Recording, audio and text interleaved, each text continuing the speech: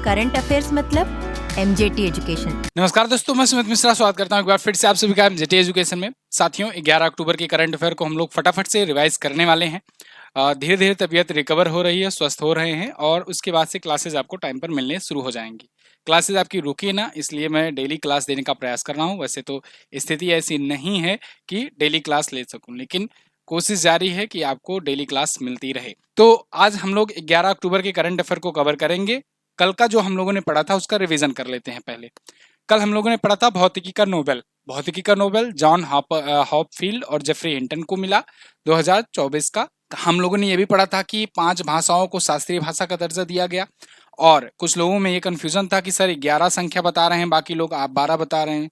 तो मैंने आपको इसीलिए सारी लैंग्वेजेस को भी लिस्ट में बना करके दे दिया था।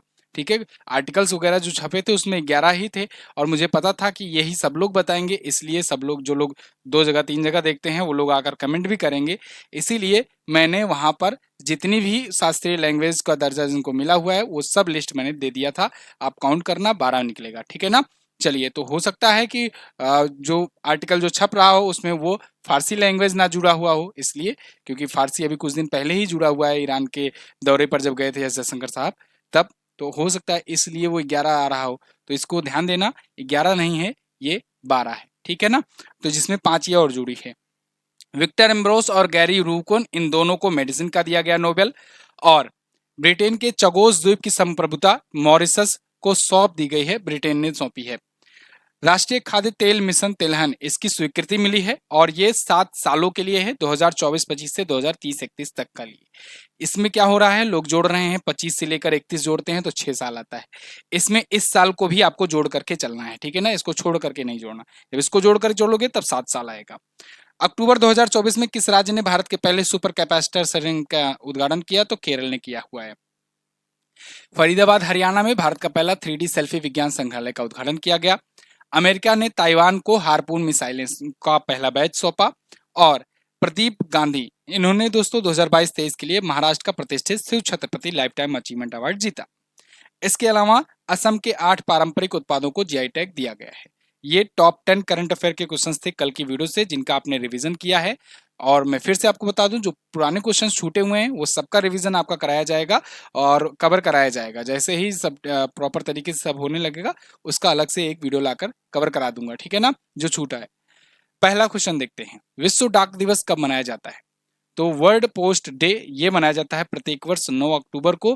कई बार एग्जाम में ये पूछा जा चुका है, तो ये इंपॉर्टेंट डे है, इसको आप याद रखेंगे। वर्ल्ड पोस्ट डे ये पोस्टल सर्विस की याद दिलाता है, जो जिसका एक गौरवशाली इतिहास रहा है। मतलब आप समझो कि टेलीफोनिक सिस्टम या फिर मोबाइल फोन ये सब तो अभी आए हैं 20-30 साल 40 साल पहले से, लेकिन उसके पहले पोस्टल का एक लंबा इतिहास रहा है, 100 150 200 सालों तक का। लगभग 150 साल हो गए हैं इसके लिए जो यूनिवर्सल पोस्टल यूनियन बना है उसकी स्थापना हुई। तो आप सोचो, उससे पहले से ये डाक व्यवस्था चल रही है। 1874 में तो इसकी स्थापना हुई थी, यूपीयू की। भारत में 1854 55 56 से ही, मतलब लॉर्ड डलहौजी के टाइम पीरियड से ही भारत में भी शुरुआत हुई थी डाक व्यवस्था की, 1856 में शायद। तो भारत में डाक प्रणाली की शुरुआत हुई थी। फिलहाल विश्व डाक दिवस जो है इसी की स्थापना दिवस के रूप में हम लोग मनाते हैं। 1874 में यूनिवर्सल पोस्टल यूनियन की स्थापना की। बर्न में इसका हेडक्वार्टर है। कभी कभी हेडक्वार्टर भी पूछ लिया जाता है। भारत में अगर पूछेगा कि पहला पोस्ट ऑफिस कहाँ है, तो कोलकाता में खुला था, 1774 में खोला गया था। Theme 150 years of enabling communication and empowering people across nation, ये इस बार की थीम है। अगला, अच्छा, इस बार 150 साल पूरे हो रहे हैं तो इसलिए भी इंपॉर्टेंट है ये। रसायन विज्ञान के क्षेत्र में 2024 का नोबेल पुरस्कार किसे दिया जाएगा? तो देखिए, 2024 का नोबेल पुरस्कार केमिस्ट्री के लिए भी अनाउंस हो गया है। इस बार केमिस्ट्री के लिए 3 व्यक्तियों को दिया जाएगा, डेविड बेकर को, डेमिस हस्साबिस को और जॉन एम जंपर को। उपरोक्त सभी ऑप्शन आपका करेक्ट रहेगा। अब इसमें 3 में 1/3 नहीं दिया जाएगा, इसमें 1/2 मिलेगा तो इनको, डेविड बेकर को, और बाकी के 1/2 में से मिलेगा इनको। मतलब क्या होता है ना कि जब नोबेल पुरस्कार दिया जाना होता है तो बजट या कहें कि मनी अलॉट की गई रहती है कि इतनी प्राइज मनी दी जाएगी। तो जब 2 व्यक्तियों को दिया गया तो मतलब 2 व्यक्तियों में आधा आधा बढ़ जाएगा। 3 को दिया गया तो कभी कभी होता है कि 3 को अलग अलग, कभी कभी होता है कि उसमें से दो कोई एक साथ मिलकर एक प्रोजेक्ट पर काम किए होंगे, तो दो को एक ही संयुक्त राशि आधी राशि और आधी राशि एक अकेले व्यक्ति को दिया जाता है। वही यहाँ हुआ है, डेविड बेकर को आधी राशि और इन दोनों को आधी धनराशि दी जाएगी। ये हैं तीनों व्यक्ति जो केमिस्ट्री से नोबेल पुरस्कार के इस बार विजेता हैं, डेविड बेकर, डेमिस हस्साबिस और जॉन एम जम्पर। डेमिस हस्साबिस और जॉन एम जम्पर मिल करके इन दोनों ने क्या किया, इन दोनों ने प्रोटीन स्ट्रक्चर का प्रिडिक्शन किया है, एक नया प्रोटीन का स्वरूप बनाया है आर्टिफिशियल इंटेलिजेंस की मदद से, इसलिए इनको दिया गया। और फॉर कंप्यूटेशनल प्रोटीन डिजाइन के लिए इनको दिया गया है, इन्होंने कंप्यूटेशनल प्रोटीन का डिजाइन किया है। तो देखो कंप्यूटेशनल प्रोटीन डिजाइन के लिए दूसरा संयुक्त रूप से डेमिस इनको आधा दिया जाएगा प्रोटीन संरचना की भविष्यवाणी के लिए, ये मैंने आपको बता दिया। तो ये सारी चीजें हो गई हैं। स्वीडन एकेडमी ऑफ साइंसेज द्वारा दिया जाता है, मैंने पहले ही दिन बताया था कि जो साइंस का होगा, साइंस का बोले तो चाहे मेडिसिन हो, चाहे फिजिक्स हो, चाहे केमिस्ट्री हो, तीनों का स्वीडिश एकेडमी ऑफ साइंसेज देगी, ठीक है ना। अगर इकोनॉमी वाली बात आएगी तो वो स्वीडिश की रॉयल स्वीडिश जो बैंक है उसके द्वारा दी जाती है। और अभी लिटरेचर वाला जस्टिस के बाद बात करते हैं हम लोग, ठीक है ना। लिटरेचर का ये देख लो। अगला, हाल ही में किस देश की लेखिका हैन कॉन्ग को साहित्य का नोबेल पुरस्कार दिया जाएगा।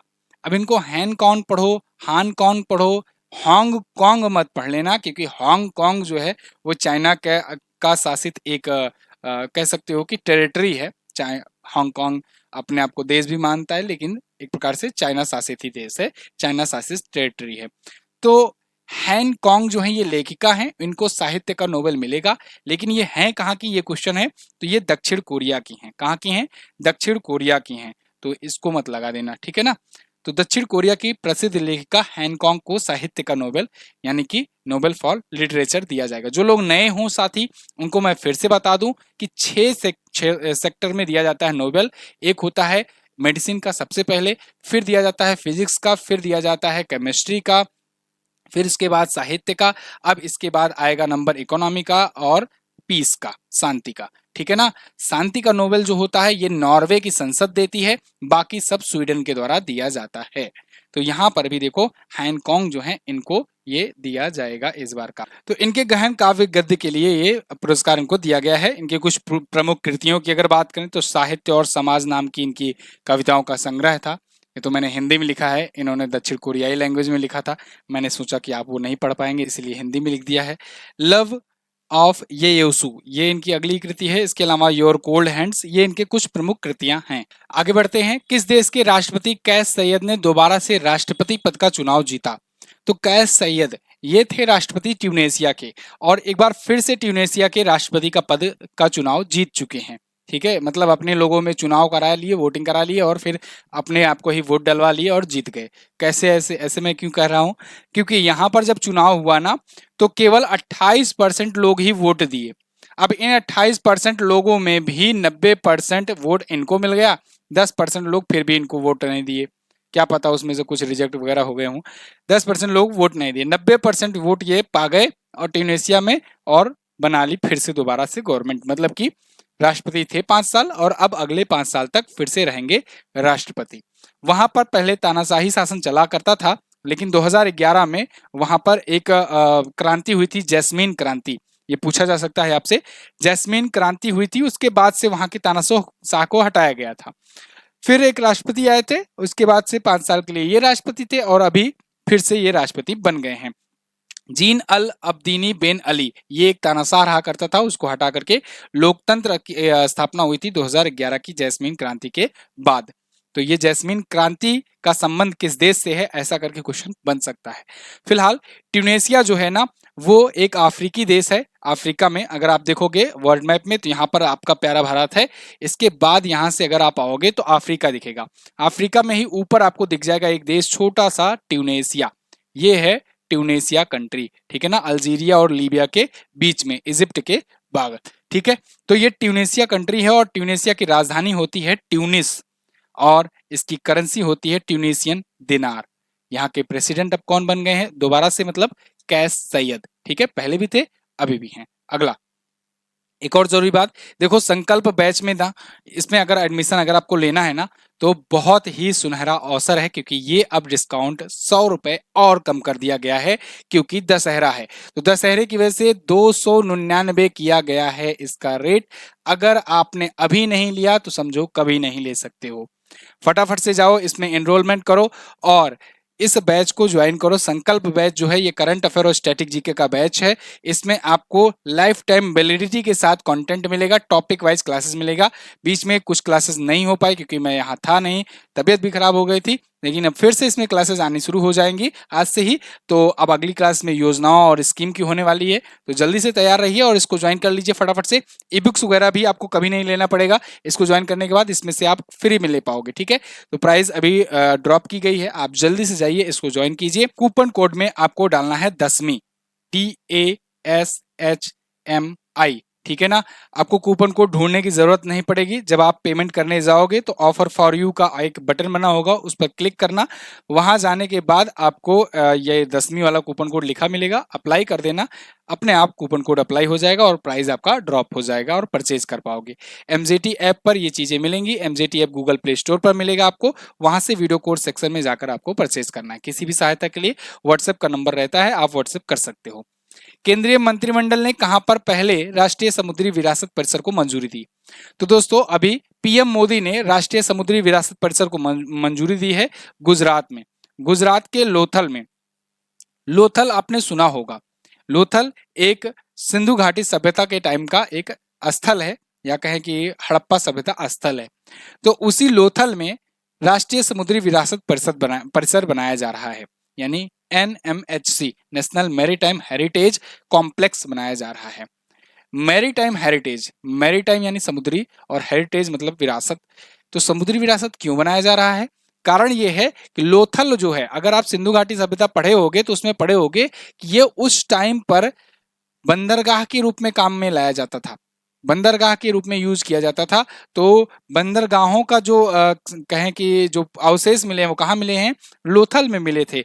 तो ऐसे 4500 वर्ष पुराने जो समृद्ध भारत के जो व्यथा बताता था वहां पर, उसको दोबारा से जागृत किया जाए, या कहें उसको एक विरासत के रूप में बचा करके रखा जाए, इसके लिए यहाँ पर एक कैंपस, एक कॉम्प्लेक्स बनाया जा रहा है। ये विकसित किया जा रहा है 2019 से ही। इसका फेज 1 कंप्लीट हो चुका है, फेज 2 की अभी मंजूरी फिर से मिल चुकी है और अब आगे ये बढ़ रहा है। 2022 में भी मैंने ये क्वेश्चन बताया था आपको, जब फेज 1 पर काम करना शुरू हुआ था। 2019 में सहमति हुई थी, पीएम मोदी ने इसकी आधारशिला रखी थी और अब इसके सेकंड फेज पर और फाइनल फेज पर काम शुरू होना है। अगला, टाटा ग्रुप के मानद चेयरमैन रहे रतन टाटा जी का निधन हो गया। ये किस धर्म के अनुयायी थे? थोड़ा सा अलग सी टाइप का क्वेश्चन बनाने का मैंने प्रयास किया है, हो सकता है पूछ लिया जाए इस टाइप का भी। रतन टाटा जी का निधन हो गया, आप सबने देखा, पूरा देश जो है ये शोकाकुल था।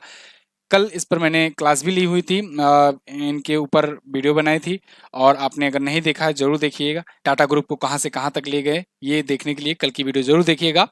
फिलहाल इनका निधन हुआ, ये पारसी धर्म के थे और पारसी धर्म के अनुसार इनका अंतिम संस्कार भी किया गया। रतन टाटा जी भारत के अनमोल रतन थे और इनका 86 वर्ष की उम्र में मुंबई के एक हॉस्पिटल में हुआ है।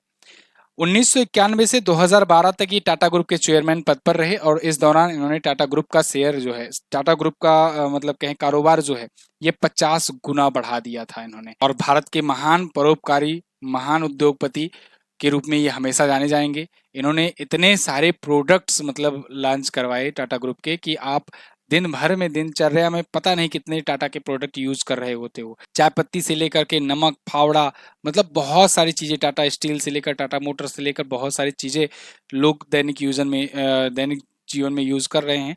तो ये भौतिक रूप से तो नहीं है, लेकिन समझ लो एक प्रकार से यादों में हमेशा रहेंगे हम सबके बीच में। इनको बहुत सारे सम्मान मिले थे, जैसे पद्म भूषण सन 2000 में मिला था, पद्म विभूषण 2008 में मिला था, महाराष्ट्र भूषण 2006 में, असम वैभव रत्न 2021 में, ऑर्डर ऑफ ऑस्ट्रेलिया 2021 में, KISS मानवतावादी पुरस्कार 2021 के लिए, ये सब पुरस्कार इनको दिए गए थे। और समय समय पर मैंने आपको बताया भी था इनमें से, जब भी इनके बारे में चर्चाएं आई थी, न्यूज़ेज आई थी। तो अगला है, अनुभवी अमेरिकी इन्वेस्टिगेटिव जर्नलिस्ट बॉब वुडवर्ड, इन्होंने किस नाम से अपनी नई चर्चित पुस्तक लॉन्च की? बॉब वुडवर्ड, इन्होंने वार नाम से अपनी एक नई पुस्तक लॉन्च की है। बॉब वुडवर्ड काफी बवाली आदमी है। इन्होंने ये पुस्तक जो लॉन्च की है ना, इससे एक नया बवाल खड़ा होगा, आने वाले दिनों में आपको दिखेगा भी। वार इस पुस्तक का नाम भी है और वार होने वाले भी है। क्या होने वाला है समझिए। इन्होंने ना अपनी पुस्तक में जो प्राइवेट चैट्स होती हैं, जो छुप छुप करके कुछ चीजें रिकॉर्ड की जाती हैं, वो सब, जैसे कोई है नहीं कि किसी को चढ़ाओ पहले और उससे कुछ बातें किसी के खिलाफ बुलवा लो, उसके बाद उसको रिकॉर्ड कर लो और फिर ला के डाल दो, यही करते हैं ये। ऐसे इनकी और भी पुस्तकें आ चुकी हैं और बवाल मचा चुकी हैं। ये वाली तो और भयंकर कराने वाली है। क्यों? क्योंकि इसमें इन्होंने जो बाइडन से कहलवाया, या कहें जो बाइडन को कहते हुए सुना इसमें, कि जो बाइडन इनको कह रहे हैं, किसको? ये पहचान रहे हो? नेतन्याहू, बेंजामिन नेतन्याहू, इजराइल के पीएम, कि ये कुतिया का बच्चा है। अभी और सुनो। उसके बाद डोनाल्ड ट्रंप की रिकॉर्डिंग ये बताए हैं कि डोनाल्ड ट्रंप कह रहे हैं, डोनाल्ड ट्रंप जो है, जब कोविड चल रहा था, कोविड पीक पर था, तब पुतिन को, व्लादिमीर पुतिन को, जिससे अमेरिका की हमेशा ठनी रहती, उनको एक स्पेशल वैक्सीन भिजवाए थे उस टाइम पर। इसके अलावा जब यूक्रेन जो बाइडेन जो है, ये पुतिन को एक समय ये कह रहे थे एक टाइम पर कि ये बहुत राक्षस आदमी है, ये निर्दयी है, क्रूअल है, मतलब बहुत घटिया इंसान है, ये सब टाइप का। तो ये सारी ऐसे बहुत सारी चीजें इन्होंने इस पुस्तक में बताई हुई हैं। तो जाहिर सी बात है ये, इस पर बवाल तो खड़ा होने ही वाला है।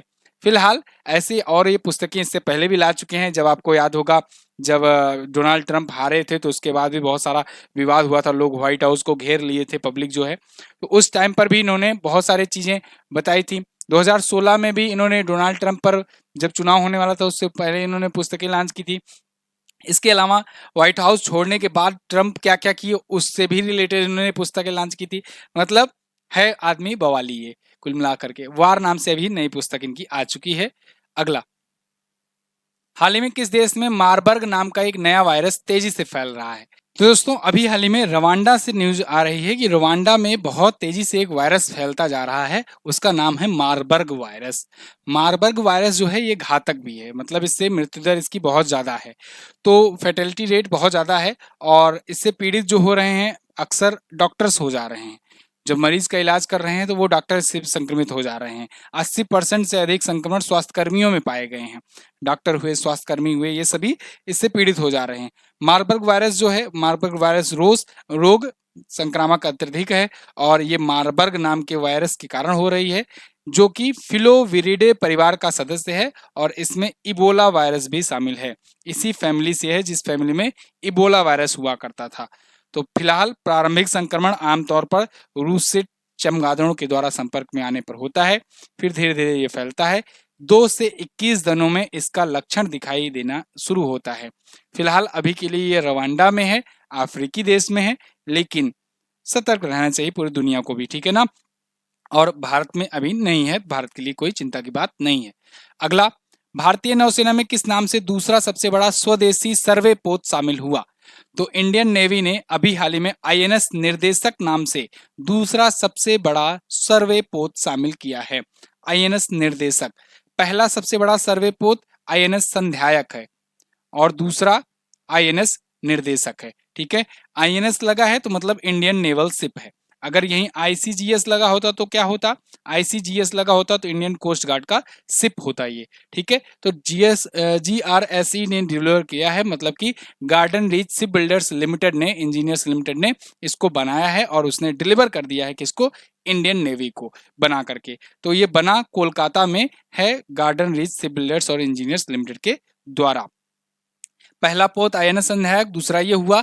2 और पोत ऐसे बनाने हैं। टोटल 4 सर्वे पोत जो हैं ये इस प्रोजेक्ट के तहत बनाए जा रहे हैं, जो कि हाइड्रोग्राफिकल मानचित्रण ये पेश करता है, पानी के अंदर पूरा का पूरा मानचित्रण पेश करता है। तो 4 ऐसे सर्वे पोत बनाए जा रहे हैं, दूसरा ये वाला है। क्लियर है जी? चलिए, तो इसके लिए अनुबंध किया गया था 30 अक्टूबर 2018 को। अगला, नेस्ले इंडिया लिमिटेड के प्रबंध निदेशक और अध्यक्ष कौन बनाए गए? तो नेस्ले इंडिया लिमिटेड के अब नए सीएमडी यानी चेयरमैन एंड मैनेजिंग डायरेक्टर होंगे मनीष तिवारी। मनीष तिवारी आएंगे सुरेश नारायणन की जगह पर। सुरेश नारायणन जी काफी लंबी समय की सेवा के बाद अब रिटायरमेंट लेने जा रहे हैं, और अब 1 अगस्त से 2025 से नए होंगे मनीष तिवारी। 1 अगस्त 2025 अगली साल वाला, यानी 31 जुलाई 2025 तक रहेंगे सुरेश, ठीक है ना। सुरेश अभी रहेंगे अगली साल तक, लेकिन अब वो जाएंगे छोड़ करके। इसके बाद अमेजन इंडिया के पूर्व प्रमुख रह चुके हैं मनीष तिवारी, और भी बहुत सारे ऐसी कंपनियों में काम कर चुके हैं। अब ये आएंगे नेस्ले इंडिया में, ठीक है। चलिए, तो 31 जुलाई को जब ये रिटायर हो जाएंगे सुरेश, तब उसके बाद ये आएंगे। तो ये थे आज के दिन के टॉप 10 करंट अफेयर के क्वेश्चंस। आई होप आपको वीडियो पसंद आई होगी। अर्जुन बैच पर हो या फिर आपका जीएस सफलता बैच हो, संकल्प बैच हो, इन सब पर ह्यूज डिस्काउंट चल रहे हैं, इनका सबका फायदा उठाइए। कूपन कोड वगैरह सब आपको वहां पर बताया गया है, एमजीटी ऐप पर जा करके उसको अप्लाई करना है और आपको ऑफर का फायदा मिलेगा। कार्लोस अल्कराज अब तक कुल कितनी बार ग्रैंड स्लैम जीत चुके हैं, ये मैंने पूछा था, 4 बार जीत चुके हैं। आईएसएसएफ जूनियर चैंपियनशिप का आयोजन अभी कहाँ किया गया, तो ये पेरू में किया गया है। आज आपको क्या बताना है, महान वैज्ञानिक अल्फ्रेड नोबेल, इन्होंने किसकी खोज की थी, नोबेल, जिसकी याद में नोबेल पुरस्कार दिया जाता है। हिंदी को भारतीय संविधान के किस अनुच्छेद के तहत राजभाषा का दर्जा दिया गया है, ये बहुत इंपॉर्टेंट क्वेश्चन है और सदाबहार क्वेश्चन है, पूछा जाता है अक्सर। तो आप बताइए कमेंट करके दोनों क्वेश्चन का आंसर। मैं मिलूंगा आपसे अगली वीडियो में, तब तक के लिए नमस्कार, जय हिंद, वंदे मातरम।